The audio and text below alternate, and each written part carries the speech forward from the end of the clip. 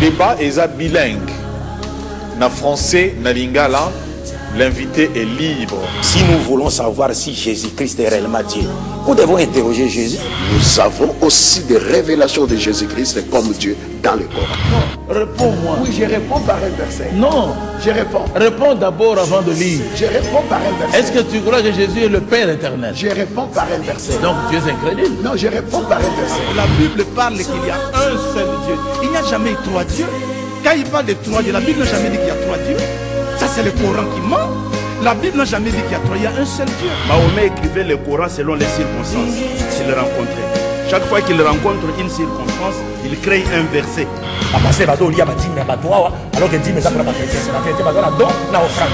Débat est bilingue.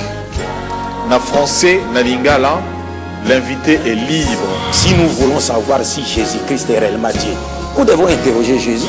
Nous avons aussi des révélations de Jésus-Christ comme Dieu dans le Coran. Non, réponds-moi. Oui, je réponds par un verset. Non, je réponds. Réponds d'abord avant de lire. Je réponds par un verset. Est-ce que tu crois que Jésus est le Père éternel? Je réponds par un verset. Donc tu es incrédule. Non, je réponds par un verset. Voilà, on vous retrouve encore tout à l'heure. Excusez-nous pour cette panne du courant, de l'électricité. Ah bien, le Moualim venait de dire tout à l'heure que courant et asnel, mari des nuits. Donc, il n'y a pas moyen de tenir, il faut seulement le groupe. Nous venons d'allumer notre groupe de Direct Télévision pour que vous nous receviez en direct chez vous. Voilà, présentation faite maintenant, je suis obligé de reprendre encore.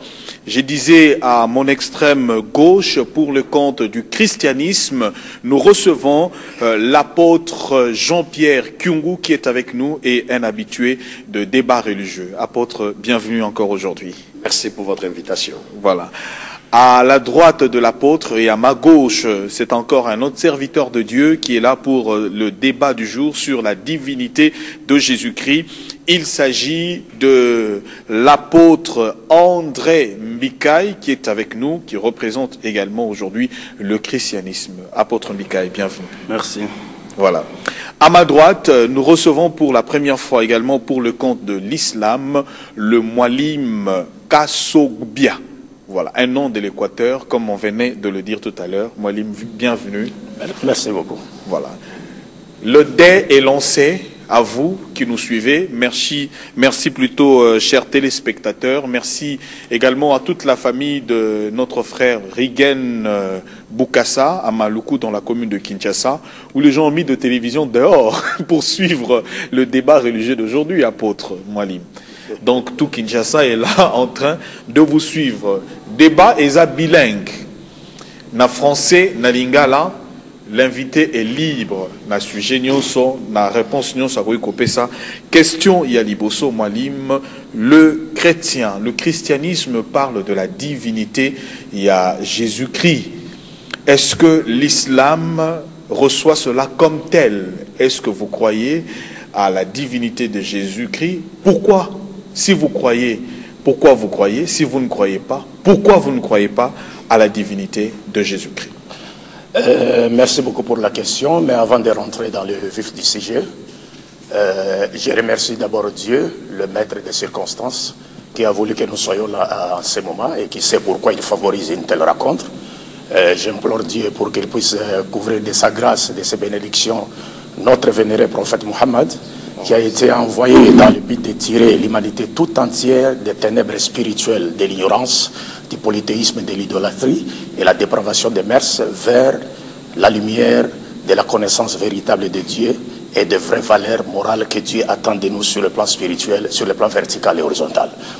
Mes remerciements vont également à l'endroit de mes chers frères en Adam, les apôtres André Mikaï et l'apôtre Jean-Pierre Kyungu, qui ont bien accepté, n'est-ce pas, qui ont bien voulu partager avec moi ce plateau autour de ce grand thème vital, à savoir Jésus-Christ est-il Dieu? Jésus-Christ est-il Dieu? Je me dois d'ores et déjà avouer que cette question est à la fois difficile et facile à répondre. D'abord, elle est difficile à répondre parce que, vous savez que, si je dis elle est difficile à répondre, parce qu'en réponse à cette question, les chrétiens eux-mêmes d'abord répondront de manière divergente, parce que les chrétiens sont vachement, excusez-moi les termes, vachement divisés sur la personne de Jésus-Christ. Il ne devait pas aussi même pas avoir débat entre chrétiens et musulmans sur la divinité de Jésus. On pouvait aussi faire le débat entre chrétiens et chrétiens sur la divinité de Jésus. Parce qu'il y a les témoins de Jéhovah qui ne croient pas à la divinité de Jésus, les apôtres de The Way International qui ne croient pas à la divinité de Jésus, les protestants rénovés qui ne croient pas à la divinité de Jésus, et il y a les prêtres Arius d'Alexandrie, à l'intention duquel le concile de Nicée a été convoqué à 325, qui s'est soulevé contre l'église catholique romaine en dénonçant l'égarement de cette dernière parce qu'elle enseignait que Jésus-Christ était Dieu. Aujourd'hui, toutes les églises de réveil ont emboîté les pas à l'église catholique romaine, bien que ces églises refusent de croire, de reconnaître la doctrine de la Théotokos qui fait de Marie la mère de Dieu, mais elle continue à croire que Jésus est Dieu, ce qui implique à dire il est catholiquement logique que Marie soit appelée la mère de Dieu, tant que son fils sera considéré par certains comme étant Dieu. Donc Marie n'a pas le droit, on ne sera pas appelé Marie mère de Dieu, tant que son fils sera Dieu. Donc Marie sera, c'est-à-dire, on pourra débarrasser, on ne pourra priver Marie de ce titre de Théotokos que lorsqu'on aura débarrassé Jésus-Christ, n'est-ce pas, de sa divinité. Donc ça c'est la partie difficile à répondre. Donc de l'autre côté, il y a aussi le débat entre chrétiens et musulmans. Nous savons que les chrétiens et musulmans s'accordent sur plusieurs points de doctrine, mais ils ont également des points de divergence, dont l'un d'entre eux, le plus épineux d'ailleurs, c'est la question de la divinité de Jésus. Mais vous comprendrez avec moi que, comme je l'ai dit tantôt, c'est difficile et facile à comprendre, à répondre. Mais quand je dis facile à comprendre, parce que vous allez comprendre aussitôt que ce soit moi ou mes frères les apôtres, personne d'entre nous ne pourra être plus éloquent que Jésus-Christ lui-même pour nous départager sur cette question.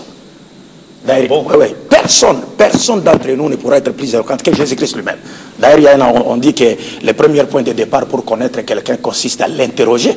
C'est-à-dire, si nous voulons savoir si Jésus-Christ est réellement Dieu, nous devons interroger Jésus parce qu'il a prêché, il a enseigné, n'est-ce pas? Donc si aujourd'hui, autour de ces plateaux, nous voulons justifier notre position respective, confirmer la justesse ou non de notre proposition respective, nous ne devons que le faire en s'appuyant sur les propres déclarations de Jésus-Christ. Parce qu'il a enseigné. Et c'est facile de le faire parce qu'il a parlé dans l'évangile. Donc, par rapport à cela, je disais, oui, il y a bien sûr un problème, mais c'est un point de divergence entre nous et les chrétiens. Et moi, je dis que les chrétiens, ils sont divisés. Il y a au moins 8 groupes de chrétiens. Je ne saurais pas les citer ici, mais peut-être pendant la phase question-réponse, on pourra évoluer. Et puis je vais citer, parce qu'il y a un groupe de chrétiens qui croient que Jésus est Dieu, est à la fois Dieu et Fils de Dieu, et croient à la Sainte Trinité catholico-protestante, qui consiste à reconnaître que le Père est Dieu, le Fils est Dieu, le Saint-Esprit est Dieu, mais il n'y aurait cependant pas 3 dieux, mais un seul Dieu, et ils appellent cela, c'est un mystère.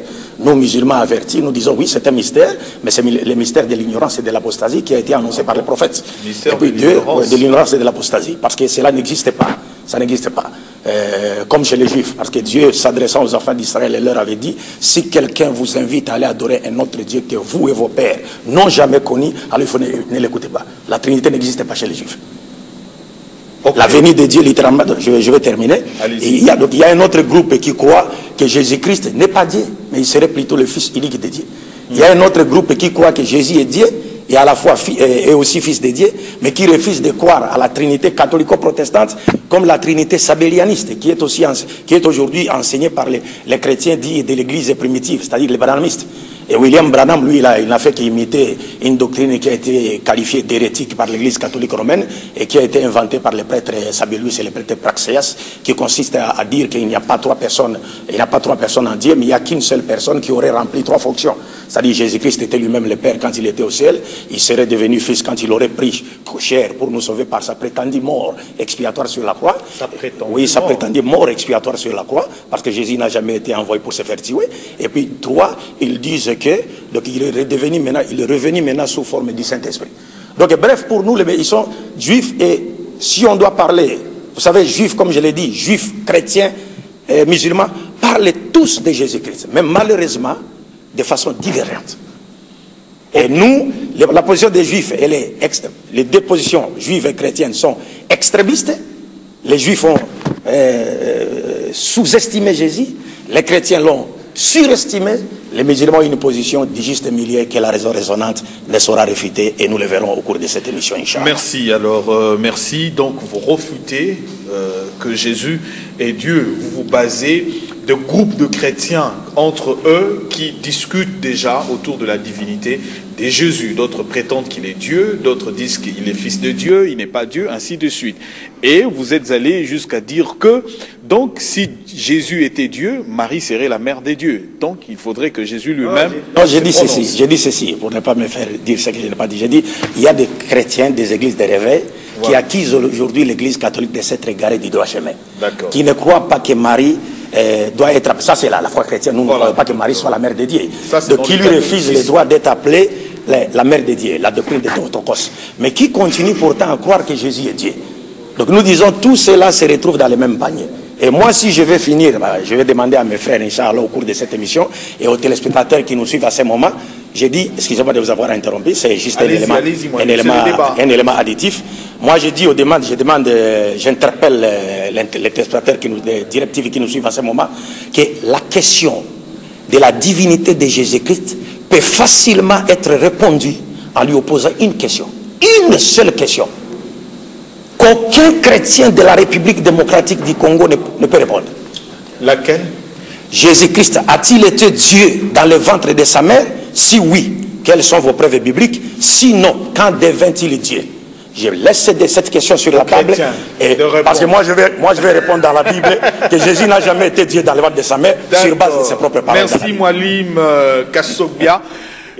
Voilà, maintenant les chrétiens vont répondre. Apôtre Jean-Pierre Kyungu, vous êtes le premier du côté du christianisme à prendre la parole. Nous remercions Dieu notre Père qui nous donne la grâce d'être là et notre Seigneur Jésus-Christ qui nous donne la force pour que nous puissions nous retrouver ici ensemble avec notre ami qui est là pour que nous puissions débattre ensemble sur la divinité de Jésus-Christ. Il a fait beaucoup de recherches sur la théologie chrétienne. Nous voulons lui dire aujourd'hui, le Coran n'est plus un livre caché. Le Coran est dans tous les portables. Le Coran est dans toutes les maisons. Le Coran est en français aujourd'hui. Ce n'est plus un livre caché. Donc, nous avons aussi des révélations de Jésus-Christ comme Dieu dans le Coran. Dans le Coran. Dans le Coran. Jésus est Dieu dans le Coran. Dans le Coran. Ah bon? Donc, lui, en ce cas-là, je trouve qu'il n'est pas vraiment un vrai musulman. Ah bon? Oui, parce que les musulmans ont le respect du Coran et de ce que le prophète a annoncé. Donc, ça c'est très important. Au moment venu sur plateau, nous ferons sortir. Mais nous ne pouvons pas justifier Jésus par rapport à d'autres livres. Nous allons justifier Jésus par rapport à la Bible, aux Saintes Écritures. Voilà, je voudrais partir dans l'Ancien Testament. Ça c'est très important. Nous nous retrouvons au 8e siècle avant la naissance de Jésus-Christ. Parce que quand il est en train de parler de plusieurs courants de christianisme, et quand il cite le témoin de Jéhovah, les témoins de Jéhovah ne sont pas des chrétiens, et même disent ça, ils ne sont pas chrétiens. Et même disent ça. Donc de ce côté-là, il fallait qu'il laisse un témoin de Jéhovah parler. Les témoins de Jéhovah ne sont pas chrétiens. Donc c'est leur point de vue. Mais le point de vue des gens ne doit pas contredire les Écritures. Je voudrais partir avec Ésaïe. Nous croyons à ce qui est écrit, ce qui est la parole. Ésaïe, chapitre 7, le verset 14. Dans Ésaïe 7, verset 14, il est dit ceci, j'aimerais qu'on suive ça attentivement. Il est dit ceci. Voilà pourquoi c'est le Seigneur lui-même qui vous donnera un signe. La Vierge sera enceinte, elle mettra au monde un fils, on l'appellera Emmanuel. 8 siècles avant la naissance de Jésus. Isaïe prophétise sur ça. Je prends encore Ésaïe chapitre 9. Dans Ésaïe chapitre 9, les versets 5 et 6, voilà ce que la Bible dit.